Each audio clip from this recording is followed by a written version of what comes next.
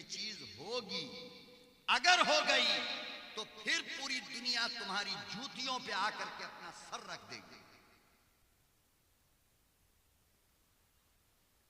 फकत एक चीज थी मेरे मुस्तफा के पास, जिसने पूरी दुनिया का नक्शा बदल दिया और दिलों से पत्थरों की मोहब्बत को निकाल कर खालिक कायनात की मोहब्बत दिलों के अंदर डाल दिया।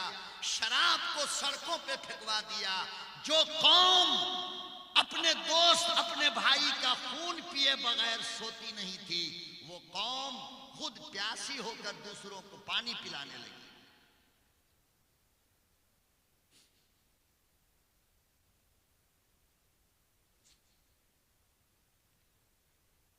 एक चीज थी मेरे नबी के पास, कितनी? एक। वो क्या था? आपका अखलाक। क्या था?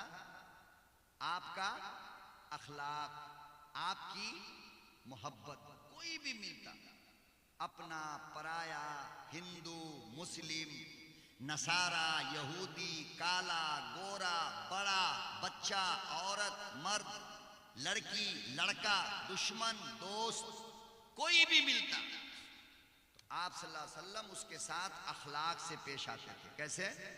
मुस्कुराता चेहरा। कैसा चेहरा? बोलो ना, कैसा चेहरा? मुस्कुराता चेहरा होता था।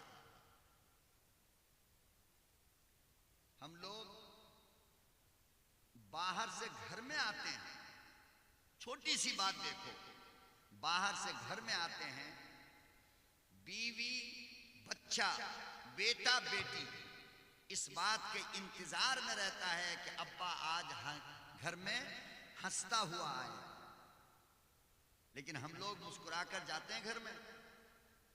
बोलो ना, जाते हैं?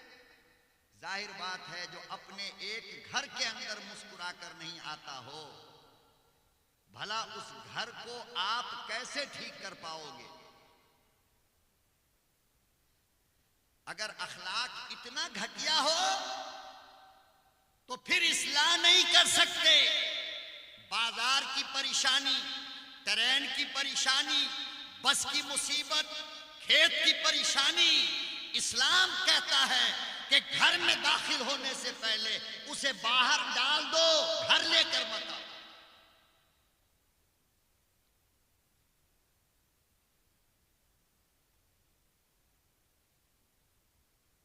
कहां डालो?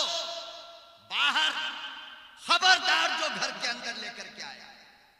आज हमसे दुनिया इसलिए दूर भागती है कि हमारे अंदर पैगंबर का अखलाक नहीं है।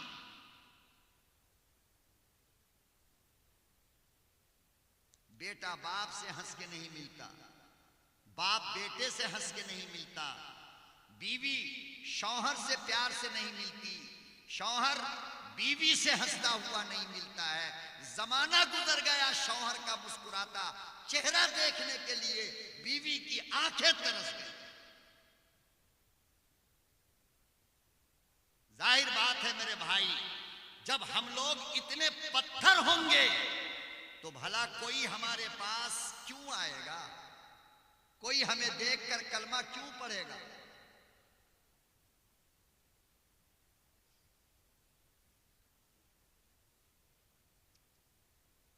आका सल्लल्लाहु अलैहि वसल्लम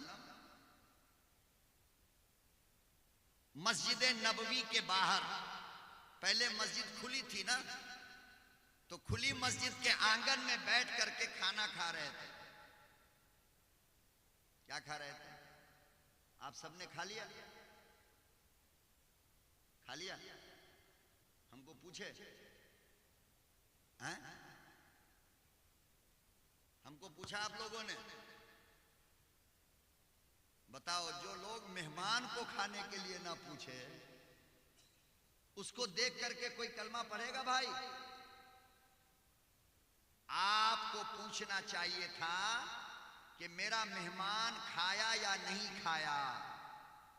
मौलाना आप नहीं नजर आए, ये कोई बहाना नहीं है। पूरी बस्ती वालों को पूछना चाहिए था कि हमारा मेहमान जो बाहर से हमसे मिलने आया है, उसने खाना खाया या नहीं खाया।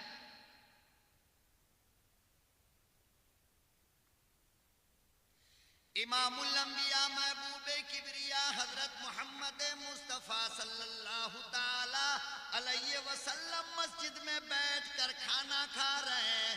अचानक सामने से एक तवाइफ गुजरी।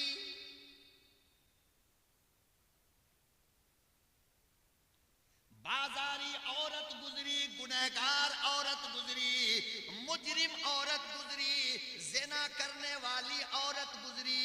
जाते जाते काली कमली वाले को देखकर कहने लगी, ए मोहम्मद कैसा आदमी है, अकेला खा रहा है, मुझे पूछता नहीं।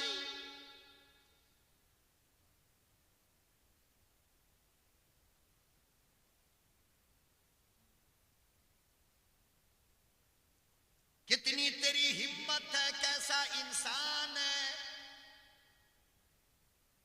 मुझे पूछता तक नहीं, अकेला खा रहा है। आका सल्लल्लाहु अलैहि वसल्लम ने फरमाया, आओ तुम भी बैठ जाओ, तुम भी खा लो। हमारी हालत ये हो गई कि रात का जो खाना बचेगा वो सुबह फकीर को दिया जाएगा। ताजी रोटी, गरम गोश्त, गरम चावल, गरम दाल, कोई फकीर की झोली में नहीं डालता है। कपड़ा पुराना हो गया पहनते पहनते तो फकीर को दे दो, खाना बच गया तो फकीर को दे दो। तुम क्या समझते हो, तुम्हारा बचा हुआ खाना फकीर को देने से तुमको सवाब मिल रहा है?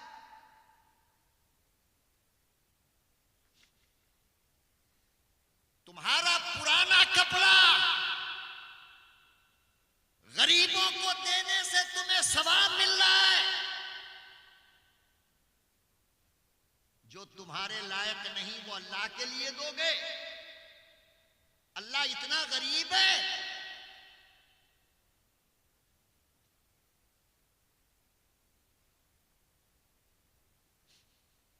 अभी चंदा हुआ है नहीं हुआ है ना? आप लोगों ने दिया है? दिया है कि नहीं दिया? जोर से बोल दो ना यार। मौलाना के पास नोट सब पड़ा हुआ है, एक बार आकर के चेक कर लो।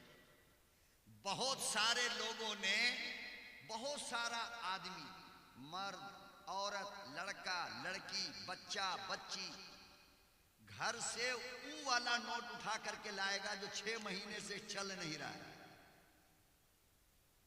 कोई दुकान वाला नहीं लेता है। तो रे आज जलसा है, क्या है आज? अल्लाह के लिए मांगेगा ना, बस वही नोट दे दे। आप देख लीजिए ना कैसे कैसे नोट है इनके पास। बात समझ रहे हो? तो सबसे गरीब अल्लाह है। फकीर को दो अल्लाह के लिए तो बासी खाना, कपड़ा किसी को दो अल्लाह के लिए तो पुराना कपड़ा, पैसा मस्जिद को चंदा में दो तो 3 जगह से सटा हुआ पैसा जो दुकान पे नहीं चला वो अल्लाह के खजाने में चला जाएगा।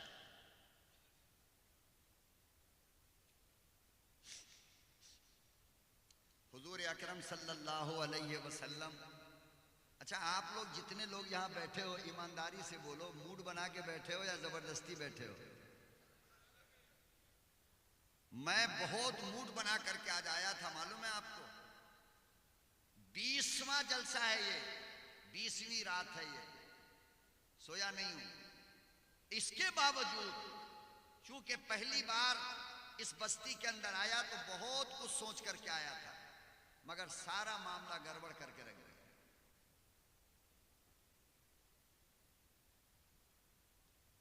आकाए दो जहां सल्लल्लाहु अलैहि वसल्लम को एक गांव की बूढ़ी औरत ने अपने चरखा से, चरखा तो जानते होंगे ना, जो धागा बनता है, अपने चरखा से कपड़ा बनाकर, एक रुमाल बनाकर, वो काले रंग का था रुमाल, और उसमें लाल लाल डोरी थी, लाल लाल डोरी।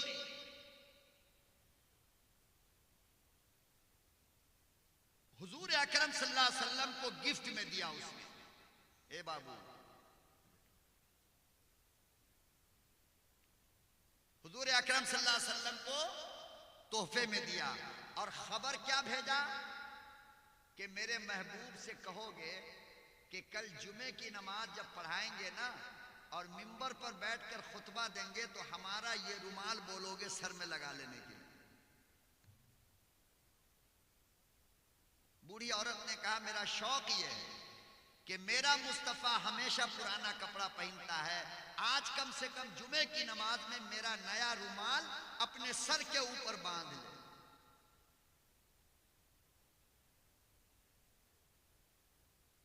आका सल्लल्लाहु अलैहि वसल्लम को ला करके दिया गया।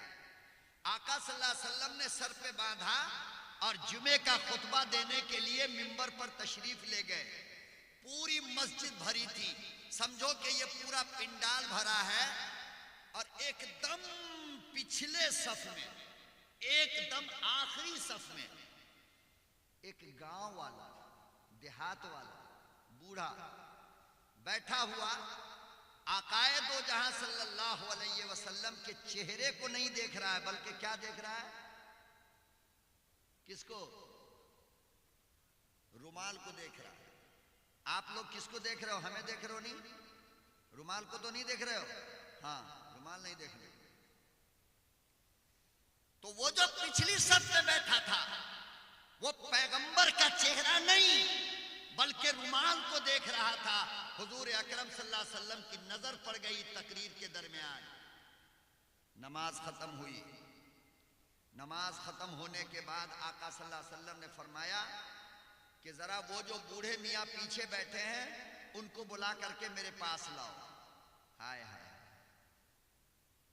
कैसा नबी अल्लाह ने हमको दिया और हम लोग कैसे हो गए। बूढ़े मियाँ आए। आने के बाद आका सल्लल्लाहु अलैहि वसल्लम ने पूछा कि भाई पूरी मस्जिद के लोग हमको देख रहे थे और तुम रुमाल क्यों